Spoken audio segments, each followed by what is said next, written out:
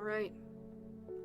Let's see if this gets us to the ankle grabber, the binder. Last time, I think we have the other 4.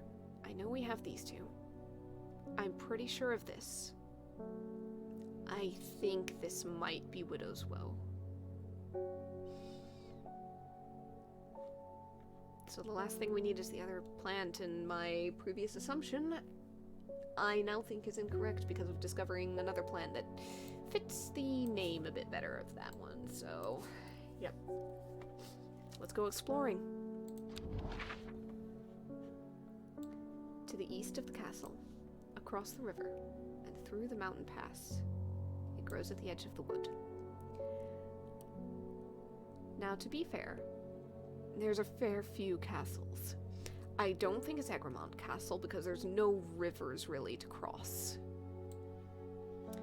It could be Muncaster Castle, but there's only one river and there's not a lot of mountain pass unless you count like that. But then there's a second river before you get to woods.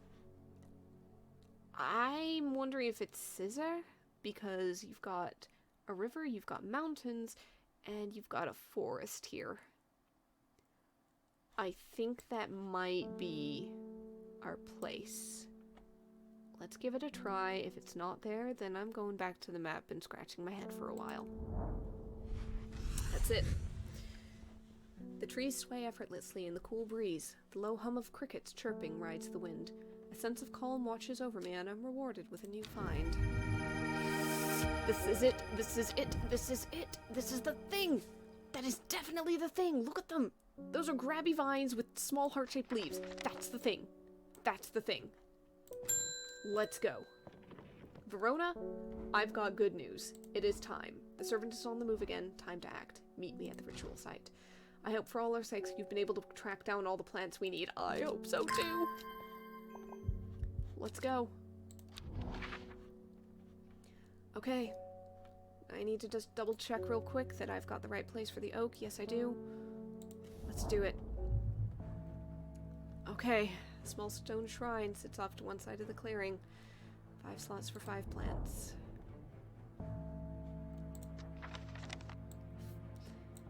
Okay. I'm hoping this is in the right order. First, Corpse's Friend. Then, the Ankle Grabber. Third is the Fear Bringer. Widow's Woe. Fourth, to lift a curse. Last, a petal to secure Black Blood's reverse. Did it, did it, did it! I will take it from here. Okay. Why was that in a weird thing? I stand back and watch as Verona walks around the shrine, muttering soft incantations. It feels like a long time passes before she looks up, but in reality it was perhaps only 10 minutes. Nothing's happening. What do you mean nothing's happening if we got the right plants? I think so. Perhaps we just need to be patient. A loud noise behind us makes us all jump. Turning round, I see something that makes my blood run cold. The woman in the jade mask is walking calmly and slowly towards us from the other side of the clearing. Behind her, standing tall and terrifying, is the black silhouette of the servant. What was that about being patient? I think we're out of time. Do not be afraid. I am here to surrender willingly. The servant cannot be allowed to. She screams. Thea Ward. Confirmation of her name. The creature lunges forward and brings a huge arm scything towards her. Her scream pierces the cold air and she drops to her knees, clutching her head, but the blow seems to glance off to one side as it comes hurtling down, and the beast's claw ends up embedded in the dirt instead of in the woman's back.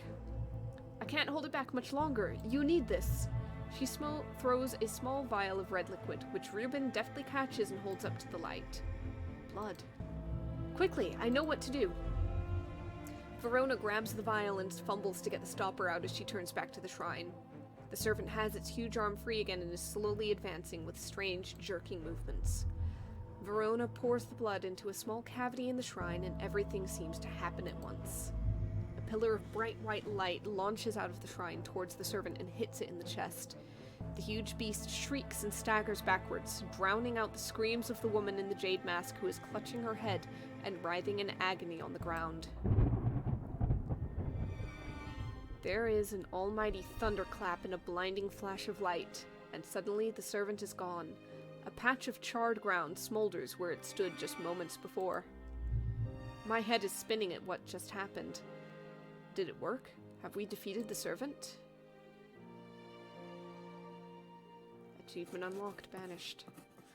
With the dust settled and the servant vanquished, I have been able to reflect on the events of the last few weeks. We were fortunate that Thea was able to stay in control of the beast for as long as she did. Who can say what would have happened if she was unable to prevent it causing the destruction it craved? Undermere has never felt so jubilant, so full of life.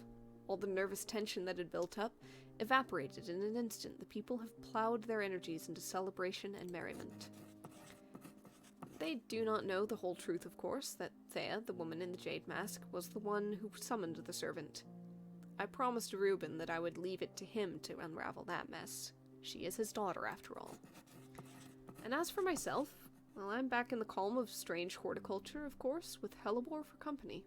It's quieter around here, but I am content, and there are always more plants to learn about and discover.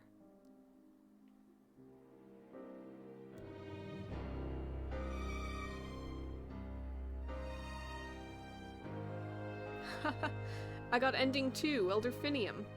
Cool. Alright. Alive. Reuben Ward, the investigator, attempting to reconnect with his daughter. Alive, Verona Green, regularly visits you for advice. You've become firm friends. Faye Swift, not dreamed of the servant since you performed the ritual. Bethany Coleman, killed by the servant. In hiding, Ennis Aylford. Not been seen since the defeat of the servant. There are rumors he is living in Rydell Cave once again. Wounded, Forrest Fair, the hunter. Both his body and pride have been damaged, but he lives. Isidore Burbage, alive. Such a shame. Currently pursuing legal action against strange horticulture. Come on! What the hell? I've done nothing to you. In hiding, Thea Ward. Ashamed of her actions that caused so much pain and death, it is unlikely she will ever fully recover from the trauma. Interesting.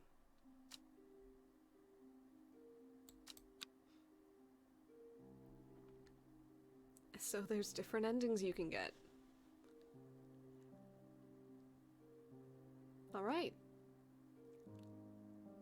I feel satisfied with the ending I found. I wish that Bethany had not died. Don't know what I could have done about the jerk. But all in all, I think it went fairly well. We saved the world. We stopped the great evil. Drove the cult into hiding. But I guess there's other stories that can still be found and told in this. Maybe a little bit easier with foreknowledge and not fumbling around too much on maps. But I think this was a good one. So, until whatever I pull out next time, thanks for watching along, and I hope it was fun to watch. Well, till another time, have a good one.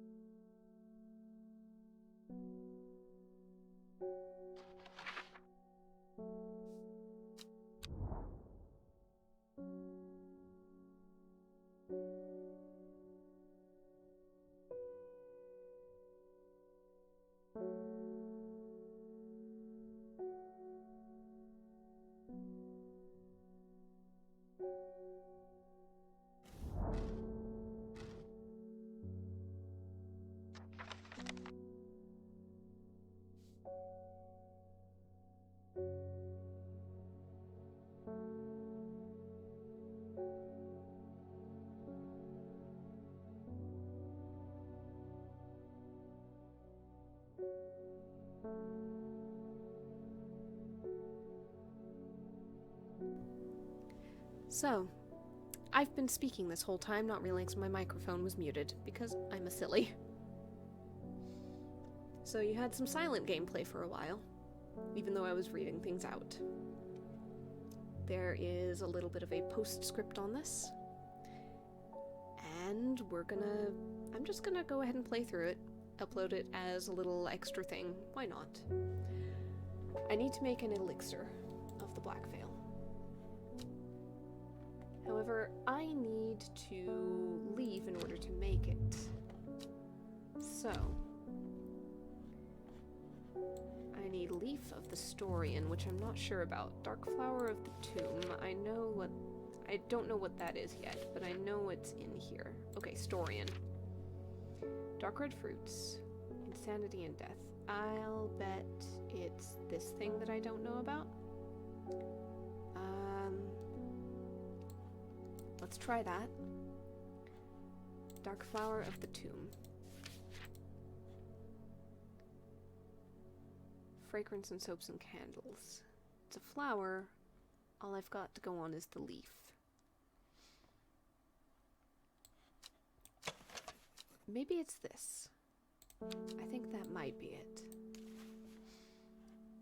A Stench of the Twilight is going to be difficult.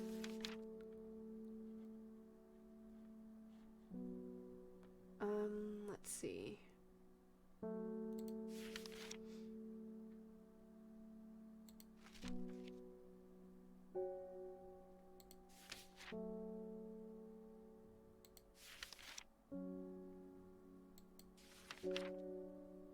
Stench of the Twilight.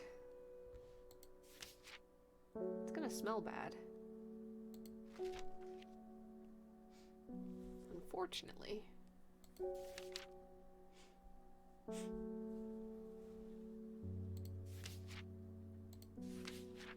I don't know what it's going to be.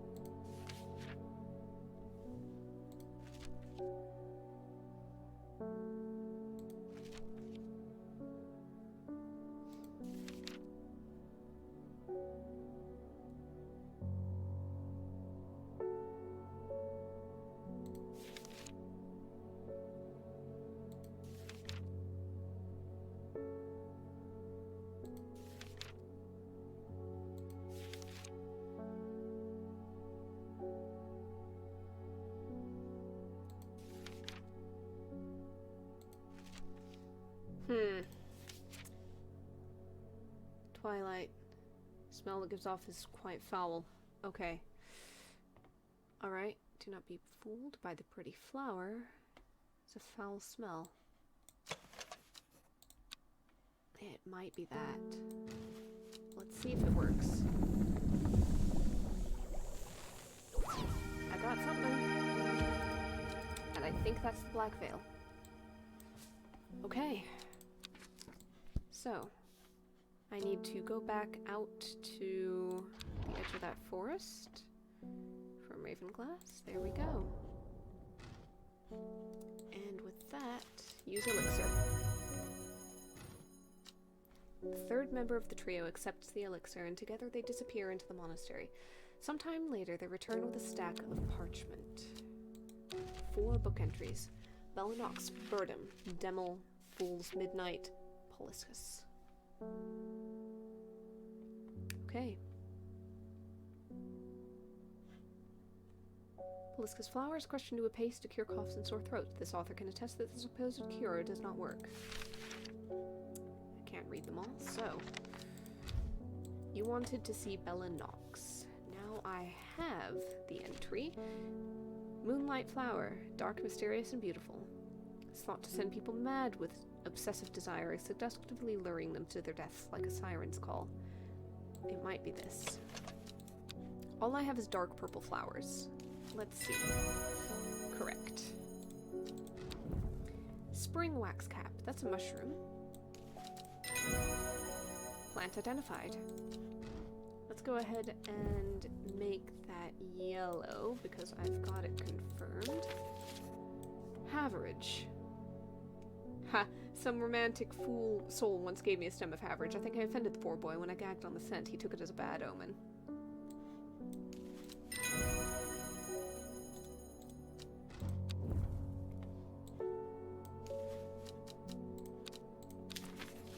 I think I'll give Fool's Midnight a miss, thanks. So, what does Fool's Midnight look like?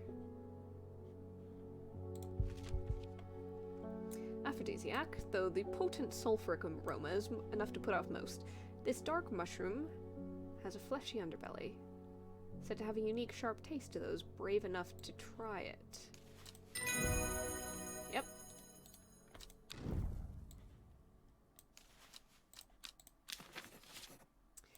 Ooh, Demel sounds nice. I wonder if that's what Mum puts in her tea. I've often thought she must have a secret ingredient that makes it extra soothing. Demel, Demel, Demel, Demel. Okay. Unremarkable flowers related to the common thistle. Leaves are occasionally brewed into a tea that helps cure anxiety. I know what a thistle looks like. Lesser Meriadoc. I don't know that one. Let's see then. Do I have it in my book? Yes, I do. Round flower head, smaller yellow flowers. Strong smelling sap. Very strong aroma. Blah, I cannot speak. Okay, there we go. Umbrella smells of strawberries. I'm pretty sure that's that one. Let me go ahead and put a yellow tag on there. We're just identifying things now. Evulum.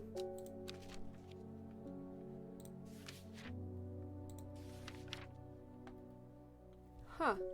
Scent it produces is overpowering to some. Many short, pretty leaves. It might be this. Somewhat pungent. I think this might be it. Okay. Pennybell next. That's the one that I thought might have been the Swift Snare, but it's Pennybell. Yep. Yellow. There we go. Birdum. She's too stubborn for superstitions. Tasty addition to soups and stews. Superstitious folk won't allow it in their homes. It's believed to bring bad luck. That'd be this. Another herbal remedy for sore throats that doesn't work. Oh well, let's see what it looks like at least. Hibiscus. We're just filling out the book at this point. What a simple way to do it. It's a flower, and it's got these long, tendrily leaves. I don't know if this is it. Long, thin leaves, quite rigid. Aroma is sharp and citric. I don't think so. Let's see, what have I got that I have not fully identified? I know that I've identified these. That's sheep snap. Whoops, wrong one. There we go. Okay. Poliscus. Might be this. Flowers are very delicate. Let's give it a try. Yep, that's the one. Lyle of Neptune now.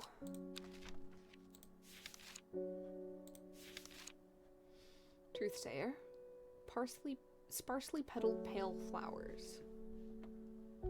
Strong scent. Okay, I know I've got Storian confirmed, so yellow.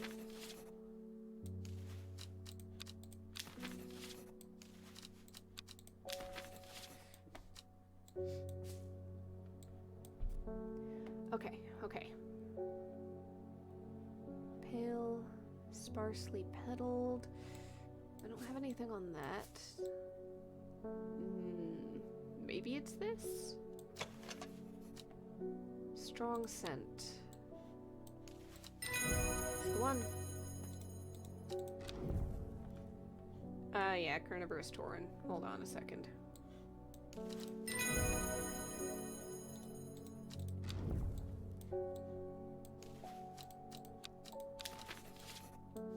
Priddle.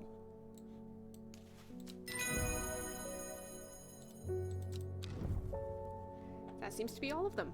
You know, I think you've earned the right to call yourself an experienced horticulturist. End of the day.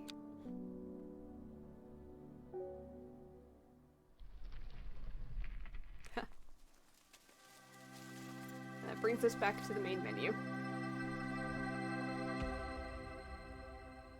Okay. So there's the end, the real end. Filled out the book, completed everything. All that really remains, if I ever go back to it, would be doing a different storyline. But I think that I'm leaving it here for now. Thanks again. Bye.